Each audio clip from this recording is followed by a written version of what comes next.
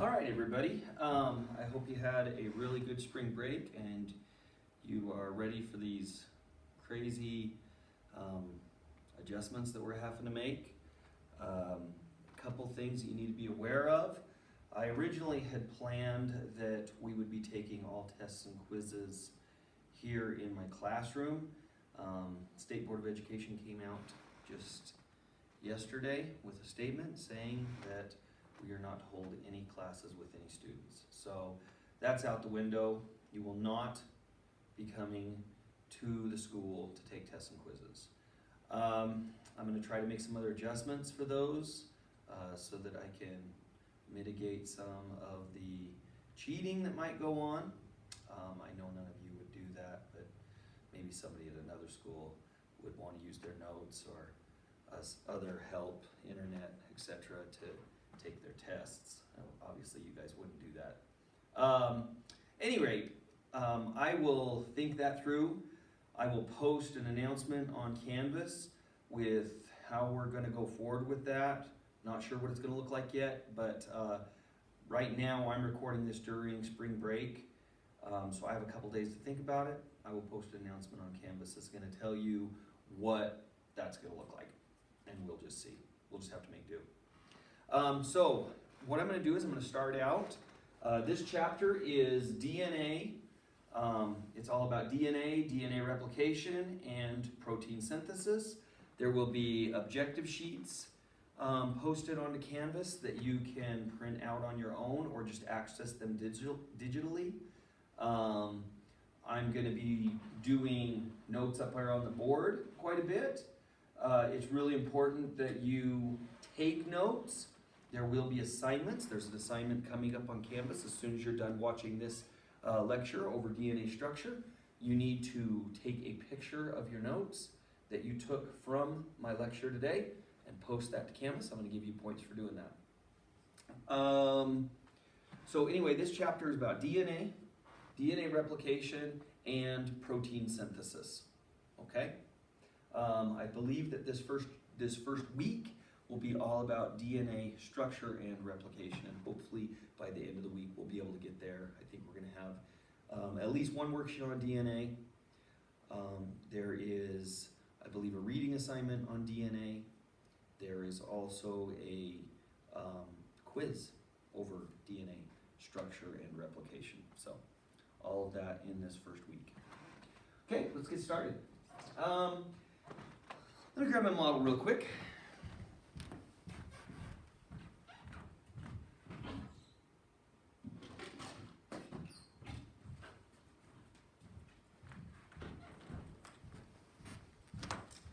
This is kind of a cartoon model of what DNA looks like. We've looked at this before in other chapters, but when we learned about monomers and polymers, DNA is a polymer, and I'm going to review that right now.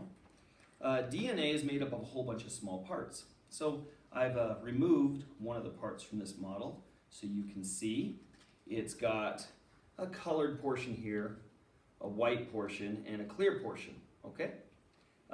Same thing corresponds, the colors are different, but overall structure is the same. You have a colored portion, a white portion, and a clear portion. The colored portion right here represents a thing called a nitrogenous base. It's nitrogenous because it contains nitrogen. The white part that connects onto the nitrogenous base is a sugar molecule. In this case, DNA, the sugar is deoxyribose. And then there is a clear portion right here called a phosphate. Okay? These three structures combined, the colored portion, the white portion, the sugar, and the phosphate, all three of these make up one of the monomers of DNA called a nucleotide. Okay? Really, really important. So I'm going to draw up here my nucleotide.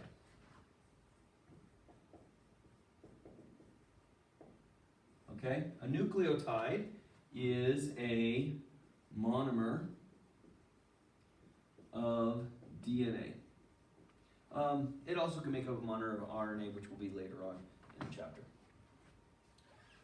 This nucleotide consists of three parts. You have a nitrogenous base. That's the colored portion. You have a sugar. In the case of DNA, that is deoxyribose. And you have a phosphate. Okay? Those three things linked together make up the monomer of a DNA molecule. And you stick lots of these together, and millions of them together. You link them all together, and it's repeating subunits. All these monomers are stuck together to make this big old polymer we call DNA. Okay? So, as you can see up here, nucleotides, we have a sugar. We have what's called the sugar phosphate backbone. The white portion is the sugar, the clear portion is phosphate. So it goes sugar, phosphate, sugar, phosphate, sugar, phosphate, sugar, as they all link together to make up the backbone of the DNA. And then you've got the nitrogenous bases that looks like a ladder. These are like the rungs of the ladder. This is the sides, okay? And these nitrogenous bases connect onto another nitrogenous base, okay? And they form what we call complementary base pairs, okay? Or complementary base pairing. So you can see one color always corresponds with the other color. So in this case of this model, green always goes with blue, yellow always goes with red. Notice red will never go with green and yellow will never go with blue, okay? So there are 4 different types of nitrogenous bases. Oh, and by the way, I'm going to draw my own little cartoon here of to help you learn this. You've got let's do it this way. Let's do it this way.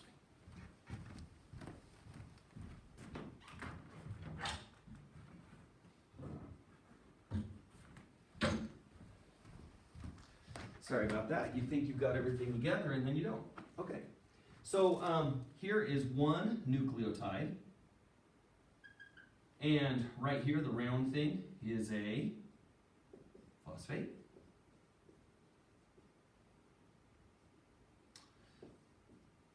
The back part here is the sugar. And this portion down here is the nitrogenous base. Okay? And DNA looks like this when you stick it all together. You've got a phosphate. And here's another phosphate. Another one.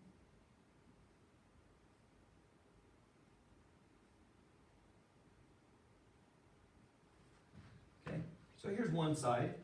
Here's a phosphate and a sugar. Phosphate, sugar. The sugar is deoxyribose in the case of DNA.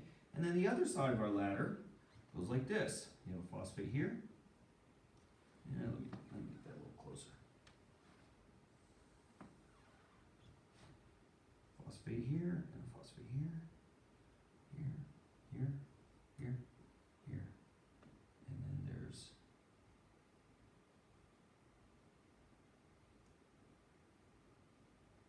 I'm putting in my nitrogenous bases here. Okay, just like that. Nitrogenous bases will link up to their partner. Okay, in what we call complementary base pairing. Okay, what holds these bases together, these nitrogenous bases? Well, right here, there is give myself a little more room here. Right there is a hydrogen bond. Okay, so you get a partial negative on one side and partial positive on the other. They're attracted to each other. And hydrogen bonds are able to form a break really easily. But when you get thousands or millions of hydrogen bonds in a row, they're really tight with each other. They hold on very tightly. One other thing that is less important for this class, but more important for my college class, and that's why I give it to you right now, is if you notice there's a phosphate on this side, but there's not a phosphate on this side. The side with a phosphate, we call this the 5' end of the DNA. And the side without a phosphate on it is the 3'. So down here, this would be 5 prime, and this would be 3 prime. Okay? So with, you notice that they alternate, they're kitty corner. There's a 3 prime on this end of the DNA, giving me a 3 prime on that end of the DNA. There's a 5 prime on this end of the DNA, and a 5 prime on this end. Or in other words, a phosphate, the phosphates are kitty corner. You'll never get a phosphate on one end and a phosphate on the other end of the DNA. It's just not how it works. So we call this here anti-parallel. Okay? Anti-parallel is the idea that the 5 prime end is kitty corner and the 3 prime end is kitty corner. We call that anti-parallel. One other thing. There are 4 different types of nitrogenous bases that occur in DNA. If you notice, on my model, I have 4 different colors. Each nitrogenous base has its own color. Okay? So, if you notice, same thing up here on this model. I've got kind of a pinkish, reddish one that's labeled A, and another one down here labeled A.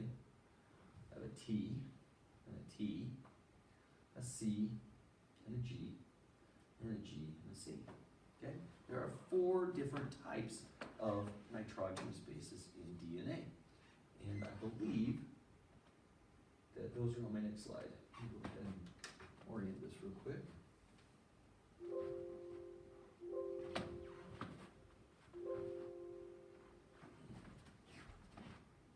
Okay. Okay, I guess I was actually got ahead of myself a little bit. So let's go ahead and give you these 4 different types of nitrogenous bases. Okay?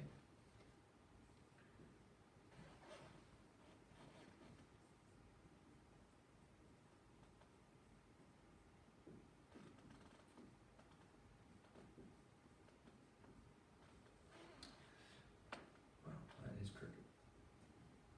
Try that again. Probably not much better. Okay, so the A stands for adenine. The T stands for thymine.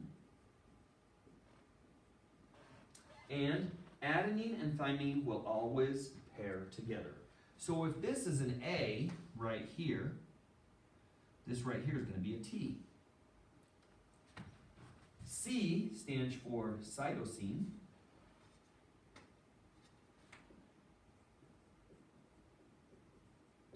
And G stands for guanine.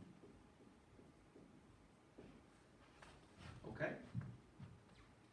So if this one's a C right here, this would be a G here. Let's say this one's a G. That would make this one a C. If this one's a T, this one's an A. If this one's an A, this one's a T. This one's a G, this one's a C. C will always go with G, A will always go with T. And the way I remember that is you spell the word at. Right? A-T spells word. Okay? So, it was just, I don't know how I learned it when I was in high school. A always goes with a T, C always goes with a G. A stands for adenine, T stands for thymine, C stands for cytosine, G stands for guanine. Okay, I think we've covered everything there. Let me just recap real quick. A nucleotide is an individual little piece right here.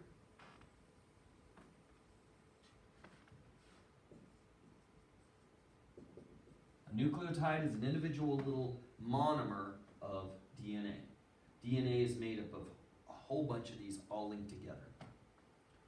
They consist of a nitrogenous base, which are the A's, T's, C's, and the G's of DNA.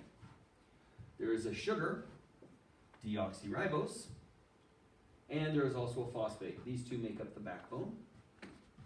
Sugar, phosphate, backbone. Nitrogenous bases make up the rungs of the DNA. Okay?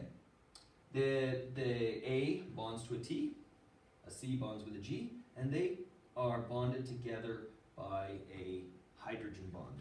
And by the way, I think I have this on the worksheet. What connects one nucleotide to another nucleotide, this is going to be a covalent bond. Sharing of electrons. Okay. DNA forms a double helix. What's a double helix? Well, a helix is like a staircase that spirals. It's just a spiral. So DNA, you guys have all seen this, right? Seen this everywhere. DNA forms this little spiraling shape, and one of the DNA molecules. Now remember, there's two DNA. This is one DNA molecule, but it's really two halves. And the reason they refer to it a helix is because the one half. Let me see if I can hold this without it coming out of the helix shape. Failing. One half is like this, and the other half is the other. So it's like a spiral around a spiral. Double helix. Okay, that is the end of the lesson over DNA structure.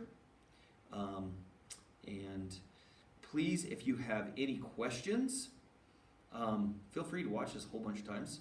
I think it's a great idea. Also, if you have questions, please contact me through email.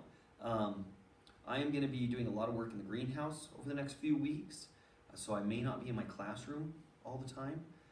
You can try to call my classroom. I know that Mr. Telford gave a link, or not a link, he gave the extensions for the teachers' classrooms out there. You can try that. If I'm not in here, obviously I'm not going to answer it, but if you can't get hold of me, I pick up my emails on my phone all the time, so there's a really good chance that if I'm close to my phone, I'm going to be able to get those. So please let me know if you have any questions or concerns, any clarification, that kind of thing. Let me know. Okay, thanks.